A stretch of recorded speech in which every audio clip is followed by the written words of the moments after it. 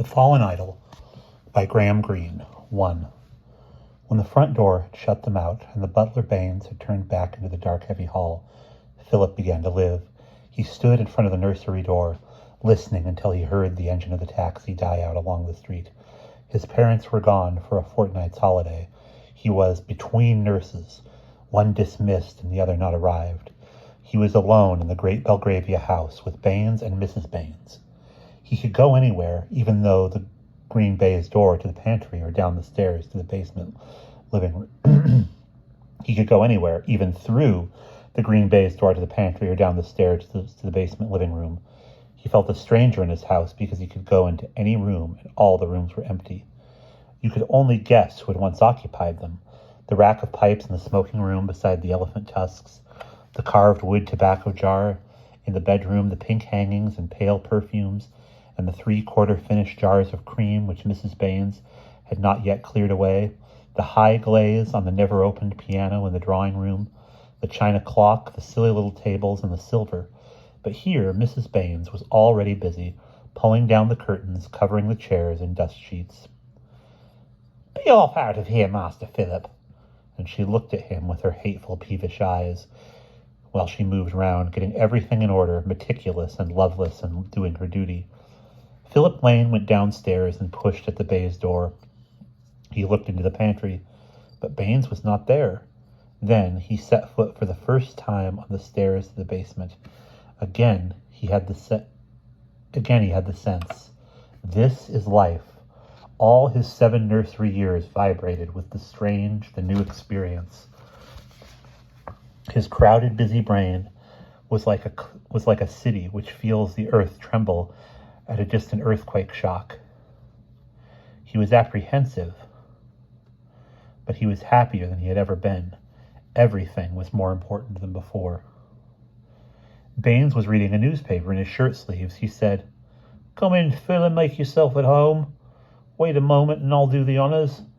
And going to a white cleaned cupboard, he brought out a bottle of ginger beer and half a Dundee cake. 11:30 in the morning, Baines said. "It's opening time, my boy." And he cut the cake and poured out the ginger beer. He was more genial than Philip had ever known him, more at ease, a man in his own home. "Shall I call Mrs. Baines?" Philip asked. And he was glad when Baines said no, she was busy. She liked to be busy, so why interfere with her pleasure? "A spot of drink at 11:30, Baines said, pouring himself out a glass of ginger beer. "Gives an appetite for chop, and does no man any harm." "A chop?" Philip asked. "Old coasters," Baines said. "Call all food chop." "But it's not a chop?" "Well, it might be, cooked with palm oil, and then some pawpaw to follow." Philip looked at the basement window at the dry stone yard, the ash can and legs going up and down beyond the railings. "Was it hot there?" "Ah, you never felt such heat. Not a nice heat, mind, like you get in the park on a day like this. Wet," Baines said. "Corruption." He cut a slice of cake. "Smelling of rot," Baines said, rolling his eyes round the small basement room, from clean cupboard to clean cupboard. The sense of barrenness, of nowhere to hide a man's secrets. With an air of regret for something lost, he took a long draught of ginger beer. "Why did father live out there?" "It was his job," Baines said.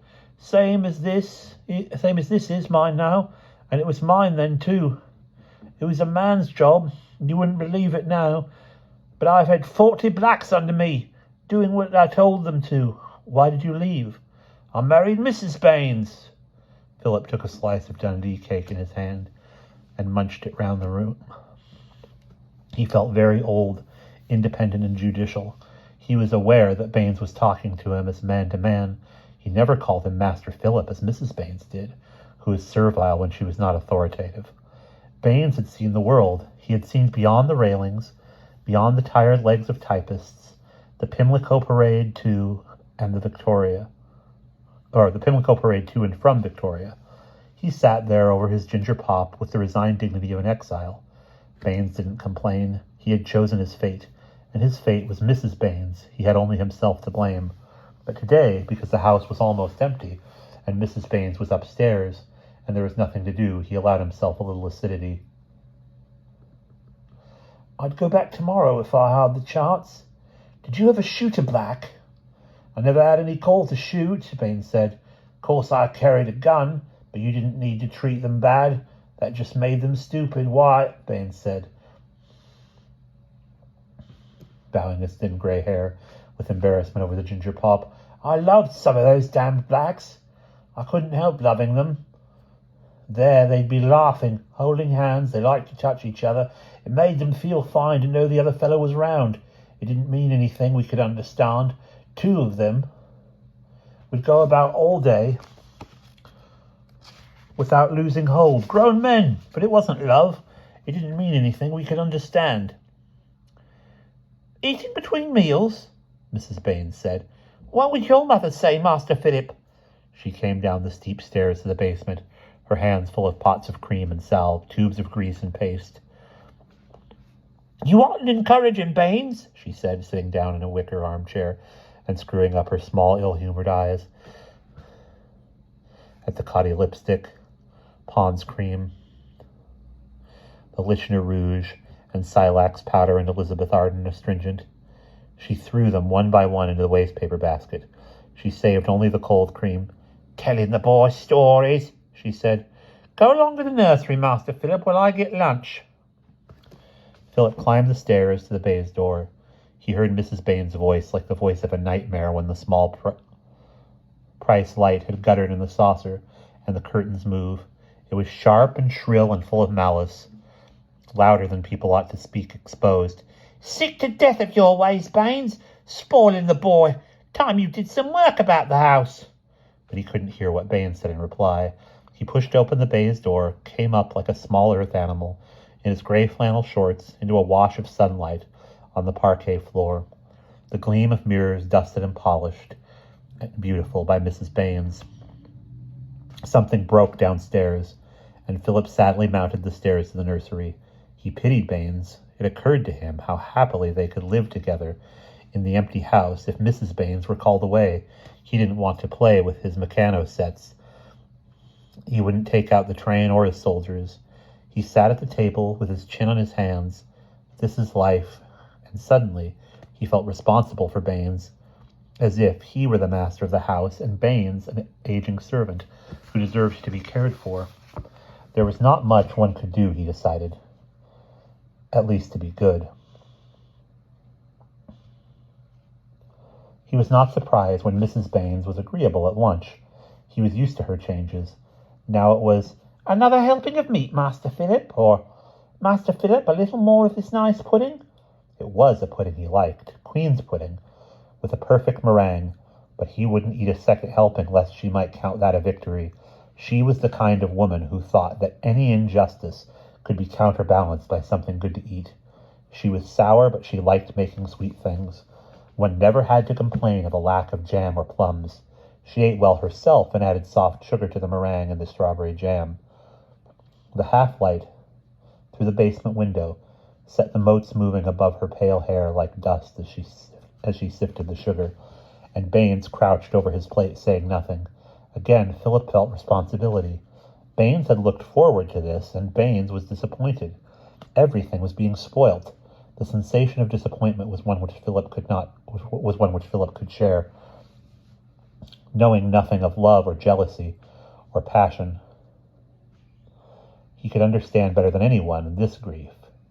Something hoped for not happening, something promised not fulfilled, something exciting turning dull. Baines, he said, will you take me for a walk? Will you take me for a walk this afternoon? No, Mrs. Baines said. No, that you won't. Not with all the silver to clean. There's a fortnight to do it in, Baines said. Work first, pleasure afterwards. Mrs. Baines helped herself to some more meringue. Baines suddenly put down his spoon and fork and pushed his plate away. Blast, he said. Temper, Mrs. Baines said softly. Temper, don't you go breaking any more things, Baines.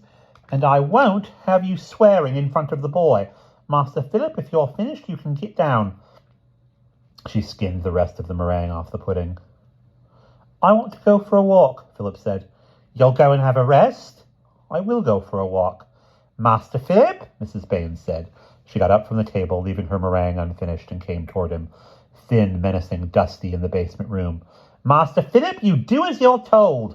She took him by the arm and squeezed it gently.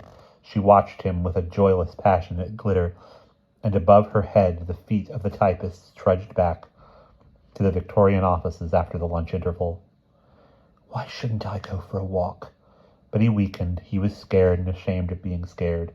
This was life, a strange passion he couldn't understand, moving in the basement room. He saw a small pile of broken glass swept into a corner by a wastepaper basket. He looked to Baines for help, and only intercepted hate, the sad, hopeless hate of something behind bars. "Why shouldn't I?" he repeated. "Master Philip," Mrs. Baines said, "you've got to do as you're told. You mustn't think just because your father's away there's nobody here to—" "You wouldn't dare!" Philip cried, and he was startled by Baines's low interjection. "There's nothing she wouldn't dare." "I hate you," Philip said to Mrs. Baines. He pulled away from her and ran to the door, but she was there before him. She was old, but she was quick. "Master Philip," she said, "you'll say you're sorry." She stood in front of the door, quivering with excitement. "What would your father do if he heard you say that?" She put a hand out to seize him, dry and white with constant soda, the nails cut to the quick. But he backed away and put the table between them, and suddenly, to his surprise, she smiled. She became again as servile as she had been arrogant.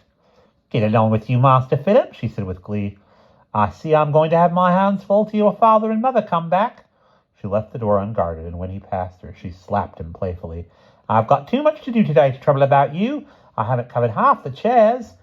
And suddenly, even the upper part of the house became unbearable to him as he thought of Mrs. Baines moving about, shrouding the sofa, laying out the dust sheets. So he wouldn't go upstairs to get his cap, but walked straight out across the shining hall into the street, and again, as he looked this way and that way, it was life he was in the middle of. And that is the end of the first chapter.